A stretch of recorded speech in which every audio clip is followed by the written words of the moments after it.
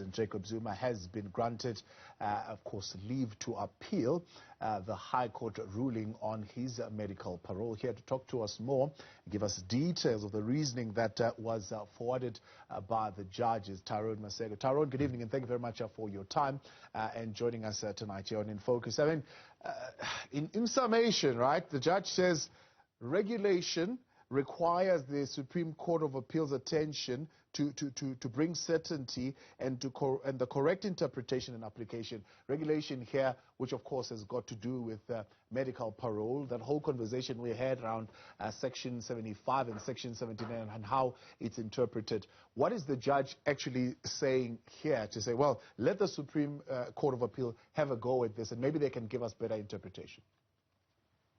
Good evening, Thabo.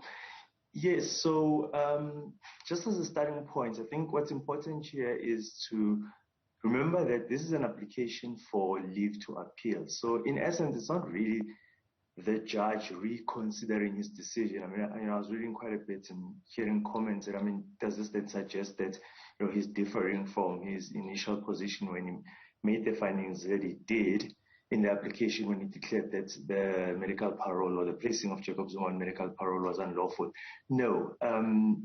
You know, he gave his reasons in that application. So that is final. It's functus officio in that regard. But the question now is, having made that decision, are there prospects in this matter that may, that if it is taken on appeal, a different court, in this case being the Supreme Court of Appeal, may actually come to a different finding? And those exist in circumstances where, you know, the issues that are being dealt with are somewhat new and have not been considered by courts before, or there is a reasonable prospect that another court can actually, on the law, find that the application by the judge in this instance was not correct, or that, you know, he misdirected himself in the application of the facts to the law. So in essence, the judge is saying, look, there is prospect here. There are prospects here that another court may find differently to what I have found. And in that regard, I think for me what stands out are two or three issues. The first one being that the court having found that Jacob Zuma's medical parole was unlawful, it also then said that he has to go back to jail and then he has to serve the remainder of his term. And that remainder of the term is essentially from the date that the unlawful decision was made. Yeah.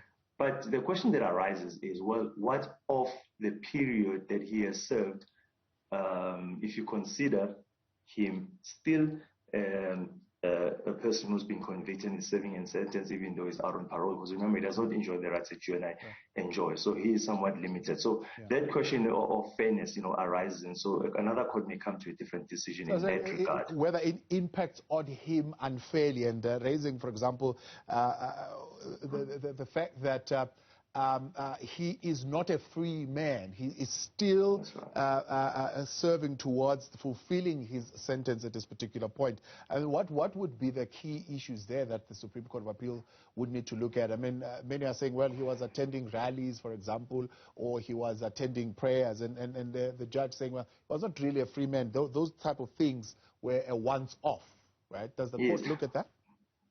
Well, it has to in this instance, because that has now become an issue for determination. And I think it's an important one because it raises this question of, well, if you are on parole, medical parole or otherwise, you are still really, let's call you a correctional services person, so you belong to them. So when you are released, you're actually given conditions. There's certain things that you cannot do. I don't think this, in Jacob Zuma's case, they have been publicized necessarily, but invariably you are given conditions to say, well, you may not do this, you may not do that, you may not do that. If you do breach these conditions, you will be returned to custody. They're not that strict when you're dealing with medical parole because of the underlying reasons for your release. I mean, there's only really one reason. It's that you are not fit to be detained because of an incapacity, because you're suffering from a terminal illness. But you still get conditions that you have to comply with. And so it raises this question of, are you a free person? And in the circumstances where the Supreme Court of Appeal will have to determine that question, if you are not completely a free person and you've got conditions placed on you, is it then fair that when the decision is made that your release was unlawful, that you actually have to serve the period which you were at home, as well as the period, well, basically mix the two periods. So essentially what it does, and I think that's the point that Limpopo was at pains to make, is that you would have actually extended his sentence from being 15 months to being a longer period, because he would have served an actual 15 months in custody, but an additional period while on parole. And so that question then arises in that respect, that it has to be settled here. Then there's the question of compassion and humaneness and ubuntu. How much of that plays a role in court decisions? No. In my opinion, I don't know where that comes in, quite frankly. I was listening to it. I really don't understand where it comes in this application for this reason.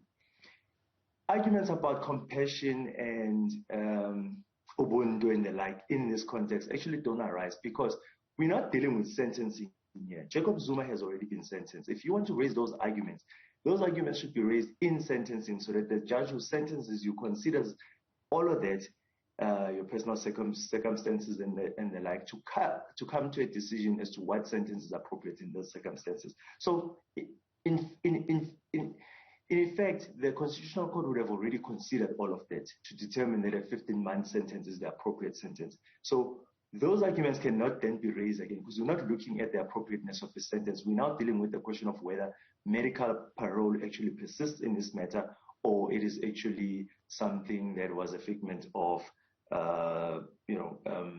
the former National Commissioner when he decided to release him. So I honestly don't see how this argument, these soft arguments, come into the determination of unlawfulness in this instance. Legal expert Tyrone Maseko, appreciate your time and your intervention tonight there. As always, thank you for bringing some of this clarity for us who are novices when it comes to legal matters.